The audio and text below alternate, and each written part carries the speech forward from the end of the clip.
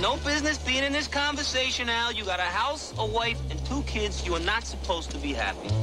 An all-star cast plays grown-up kids returning to their birthplace of Queens, New York for a reunion in the drama Queen's Logic, which is one of the new movies we'll be reviewing this week on Siskel and Ebert, along with a special report on the extraordinary success of Home Alone, a film that 2 supposedly influential movie critics gave thumbs down to not too long ago. Now, what did the audience see that we didn't? I'm Gene Siskel of the Chicago Tribune. And I'm Roger Ebert of the Chicago Sun-Times. Our first movie is named Queen's Logic, and this is another one of those coming-of-age movies about that peculiar experience you might call coming of middle age. The friends in this movie were all young once and lived in the same neighborhood in Queens, but now they're in their 30s and they've gone different directions in life. The movie is about a weekend when they come back together to attend the bachelor party and wedding of one of their friends. All is not bliss and joy between the would-be wedding partners, however. Ken Olin plays a struggling artist who's having second thoughts about marrying a girl from the old neighborhood, and she is played by Chloe Webb. Something came up, all right? I'm under a lot of pressure. And if I don't trust my instincts, then I'm dead. I'm a dead man. In the old days, Joe Mantegna was the neighborhood ringleader. Now he runs a fish market with his childhood friend played by John Malkovich. Down, boys, it's payday. And I'm the boss. Debone that before noon. Thank you very much. Animals. 2 other old friends try to pick up girls in a club. They're played by Tony Spiridakis and Kevin Bacon. She's very shy. Inez is a healer. A healer? Of course, that's what you were doing. Oh, well, that's, wow. I don't know what to say. That's, I've never actually met one of you before, nor can I say that I, in fact, believe in it at all. But Mantegna forgets he's married when an intriguing woman turns up at the bachelor party. She's played by Jamie Lee Curtis. I always wanted to be in show business, but I'm in fish. But my friends tell me, Al, you're not a fish man, you're a lounger. And Linda Fiorentino plays his wife, who turns to her old friends when she fears her marriage is on the rocks. I'm standing there, wearing my hair the way he likes it, a dress that he picked out, and he walks in 3 hours later. He's singing, he's smiling, he wants to dance. You're pissed? That's healthy. There are a lot of characters in Queen's Logic, and at first the movie is fairly confusing. Who are these people? What do we know about them? Eventually, though, the relationships become clear, and the movie settles down into a slice of ethnic life like the other recent movies set in New York, True Love and Spike of Bensonhurst. But those are both, I think, better films than this one, which plays more like a series of isolated moments than like a thoughtful approach to the material. Some of the moments are very good. For example, a scene where Malkovich, who plays a homosexual, resents being stereotyped by another gay man. But the moments remain moments, and Queen's Logic never really quite pulls itself together. That was exactly my reaction. I also got a little bit tired of seeing more of a parade of Italian-American ethnic stereotypes in the movies. I mean, it just seems like every other picture brings them out, and that's why I got tired of this picture really quick. It has a fabulous cast, and it doesn't have a script that is worthy of them. Well, the script was written by Tony Spiridakis, who also appeared in that scene that we looked at, and I think that as I read some of the press material on the movie, this movie grew up out of a series of workshops with actors where they were trying out different scenes and different characters. And oddly enough, that's kind of what the film feels like. This scene is here and this scene is there. And where are the threads? Where are the connections? Where's the plot to pull us through from beginning to end? You can compare it to a much more successful variation on this thing, which was The Big Chill, where there was an overriding attitude about a particular time. This thing is just a little moments. Okay, the next movie, and our next movie is called simply Run, and it's simply awful. A mindless chase picture with Patrick Dempsey, the likable star of Can't Buy Me Love, playing a young gambler on the run after a deadly altercation following a card game involving a mobster's son. The guy hits his head on a counter in a casino and dies, and Dempsey is soon running out the door into an awaiting cab. You killed Eddie Hallarell! I didn't kill anybody! It was an accident! He is pursued by both the mobster's henchmen and the local police who operate under the mobster's thumb. Along for the run is Kelly Preston in the brainless role as a card dealer. People on the run often run into carnivals in the movies because there's so many bright lights there. And here's a scene we've all seen before, many times before, as the chase moves to a parking garage. Right here, right. Left.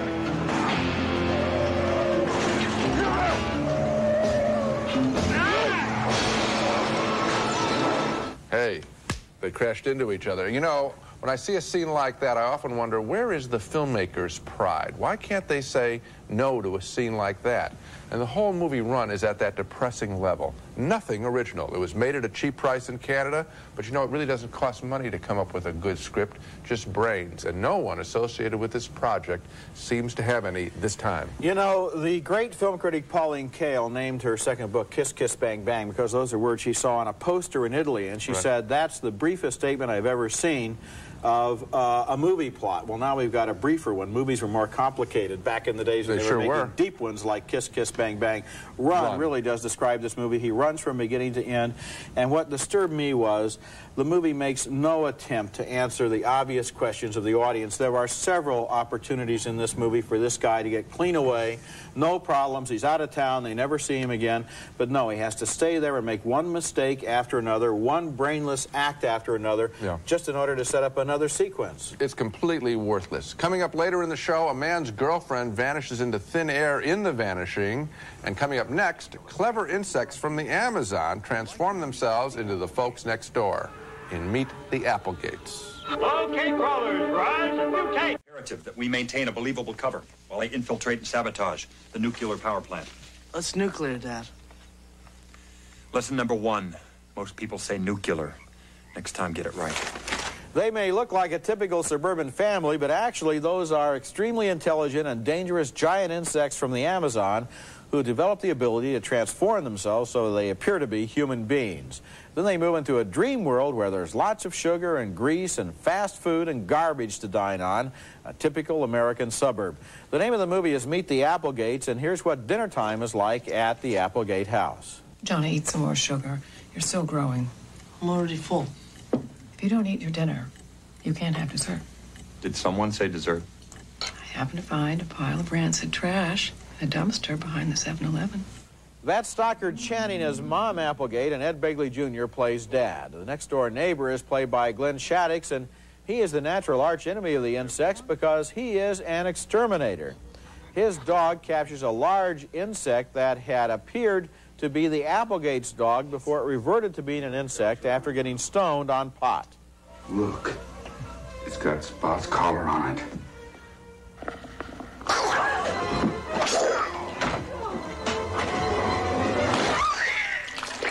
Another character in the movie is the Applegate's Aunt Bee, another insect, played by Dabney Coleman in Drag. He doesn't know that human women don't wear mustaches. Bee Cocorata? Right. That's a woman's name. It says here you're female. You got a problem with that, pal? No, sir. Have you got anything to declare? No. Taxable items? No. Fruit? Nothing. Bananas? Nothing at all. What's that in your pocket? Nothing. Just glad to see you. There have been a whole bunch of movies lately suggesting that the typical American suburban neighborhood or small town is just a thin veneer concealing a hotbed of bizarre secrets. Movies like Mermaids and Edward Scissorhands and the TV series Twin Peaks all seem to think that middle-class normality is no more than a cover for unspeakable practices. The problem, I think, with Meet the Applegates is that it doesn't go anywhere with this idea. I mean, okay, so the Applegates are insects. Okay, they eat garbage for dinner. What's the point of this movie? I'm afraid that there isn't any, and so that once we get past a few laughs in the opening scenes where the idea is still new, the film gets pretty dreary. Yeah, I found the same thing happening. I had the premise is wonderful, and I'm all set to really eat it up, and it doesn't go anywhere. Yeah. There are some very cute lines that would make this picture, I suppose, years ago when there were midnight movies and cult films like that playing all the time. This would be the kind of picture you'd go to laugh at a few cute lines. The little girl in the Applegate family gets pregnant, and she says a great line, I don't care if the baby is a half-breed, I'm still going to have my baby, or something like that. Yeah. That's the kind of line that would score with college audiences. But there aren't enough of those funny lines, and as you say, the story doesn't have any point to it. It's a pretty big disappointment. Coming up next, a thriller about a couple of lovers torn apart by a kidnapping. The movie is called The Vanishing.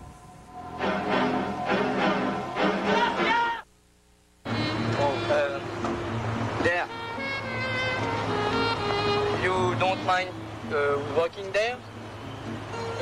Why do you not step in my car? That is more easy.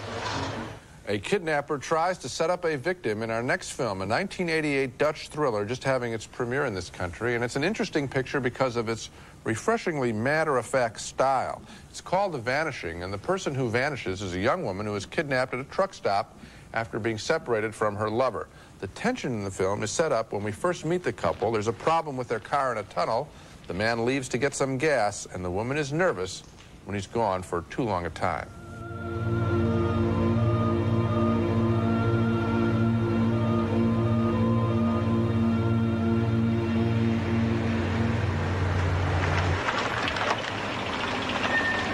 The villain in this piece is a seemingly mild-mannered married man and father who, when we meet him early on, is practicing how he will chloroform a kidnapping victim. Le sommeil égale 27 km, à peu près. Donc, ça me laisse environ 3-4 minutes de sécurité en cas d'imprévu. In a flashback to the villain's past, we see him rescue a drowning girl, but then he says some ominous words to his admiring daughter. Papa, t'es un héros. C'était comme ça sans réfléchir. Naturellement, je suis un héros. Mais méfie-toi toujours des héros. Un héros, ce n'est rien d'autre que quelqu'un capable d'un excès.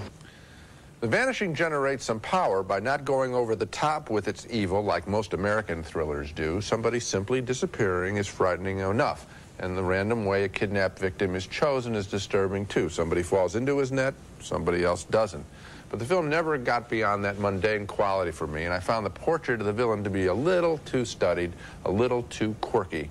So a negative, mixed review from me. I'm really enthusiastic about this movie. I liked it a whole lot, and one of the things I liked was the fact that the director really shows you two of the major cards in his hand right away.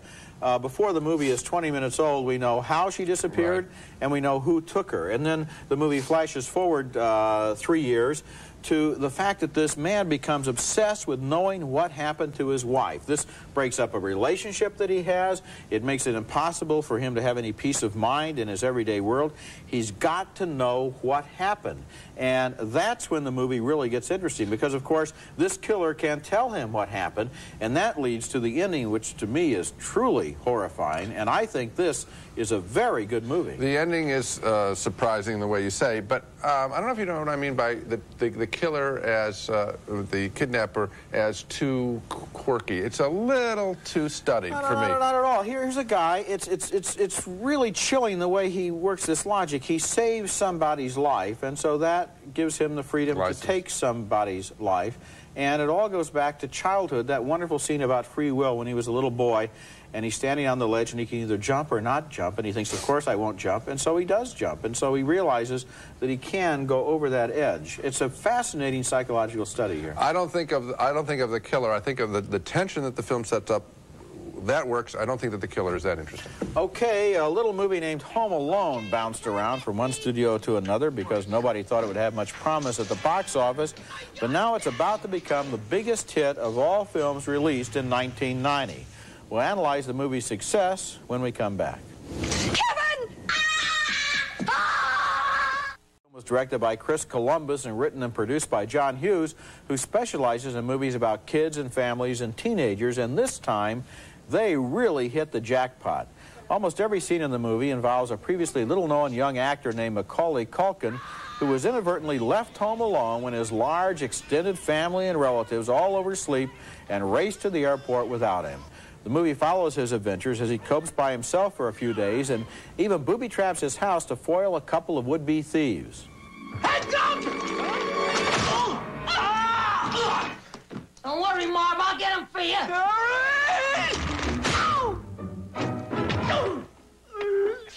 For nearly 3 months, Home Alone has stood at the top of the box office charts, week after week after week, ahead of even such highly touted blockbusters as Godfather Part 3 and Kindergarten Cop, which also did very well, but not this well.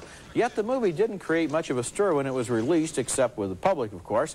I voted thumbs down on my review. Gene voted thumbs down on his review. Most critics could really care less about this film, arguing that the movie was too implausible to believe and that no little kid could actually do all of that stuff.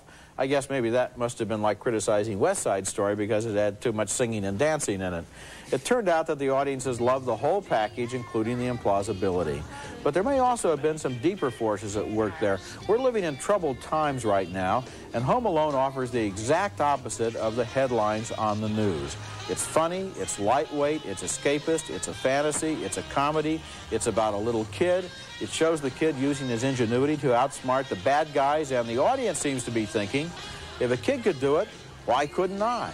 The implausibility is part of the fun. And to quote another ad about another movie, boy, do we need it now. Well, I think that the secret has to do with they did tap into a common fear, and we both talked about that in our original reviews, which was being home alone is a frightening thing. I remember the first time I was left home alone without a babysitter, and I stood by the window most of the night just waiting for my family to come home. So that you start with that. What we both felt is that they didn't play it serious, and of course they didn't, much to their success. I just think that the reason, because I'm trying to explain how could we be so off, and if that's what we really are. And I think that maybe it has a lot to do with slapstick, which is such a special taste. In other words, you either buy somebody's idea of physical slapstick or you don't at all. And I didn't laugh at all during all of the stunts pulled out, and I understand that gets wall-to-wall laughs from kids in the audience and from adults. Sooner or later, a book will be written on the cinema of John Hughes, who has had a lot of movies that we've liked very much, like The Breakfast Club and Planes, Trains, and Automobiles. Yes. And who takes a very simple idea every time. Look at Ferris Bueller's Day Off. A kid gets a day off from school. Right. Planes, Trains, and Automobiles, 2 people trying to get home for Thanksgiving. Right. Breakfast Club, 4 kids stuck in detention after school. Right. A very simple idea that everybody can identify with, and then develops it in a way that is more or less accessible, and yet at the same time there's usually a little current of meaning in there. And this time he really did strike a nerve that he didn't strike for us, but all along it's interesting that he takes these typical, everyday, universal American experiences. He doesn't go for, it's not monsters, it's not Star Wars, it's just everyday stuff. Yeah, he's, along with Spielberg, Vincent can be called Spielberg, the poet of suburbia. I guess he might be a lyricist or something. The other thing that was going on in the film was that Christmas subtext, and I think that's a very powerful thing. People hunger for a heartfelt Christmas movie, I think 12 months a year, actually, and the business with the neighbor next door, which I thought was so patently obvious, people bought it. Maybe one other thing we ought to mention, Chris Columbus, the director, does a good job. I mean, this movie could have easily been very badly made, and it's not badly made. It looks real pretty. Coming up next, our weekly video pick of a good movie to rent, one of the best little-seen films of 1990. Pick of a fine movie out now on home video is Paul Brickman's Men Don't Leave, with Jessica Lange playing a young widow who nervously avoids opening her heart to a fine young man played by Arliss Howard. What is special about Men Don't Leave is that it embraces a subject so often ignored in today's movies, namely how important a man can be to a family, to a marriage, and to his children. We live in sort of a pseudo-feminist age in popular culture. Women are embraced all the time, either as victims or as heroes. And Men Don't Leave is refreshing in the way it values a good man. It's a strong, emotional drama that was ignored at the box office last year. Now's your second chance to catch up with it on home video, and I truly recommend it. Now let's recap the movies we reviewed on this show. 2 thumbs down for Queen's Logic, the ethnic comedy that trots out stereotypes to no larger purpose. An all-star cast is wasted. 2 thumbs down, way down, for the brainless chase picture called Run. It's a generic action story that is instantly forgettable. 2 thumbs down for Meet the Applegates, a cute idea never realized about giant insects masquerading as a suburban family. And finally, a split vote on The Vanishing, the story of a kidnapper and his victims. Roger liked the whole thing. I found the villain gimmicky, and of course, that's the only picture that gets any support between the two of us. But I'm really serious about this. I saw The Vanishing when it first showed at film festivals in 1988. I've been looking for it again ever since. I think it's a really, really good movie, and I completely disagree with you in your assessment of the villain, who I think is one of the most interesting movie characters I've seen in a while. Okay, that's it for this week. Next week, we'll be back with reviews of big new films starring Steve Martin, Jodie Foster, and Julia Roberts. That's next week, and until then, the balcony is closed.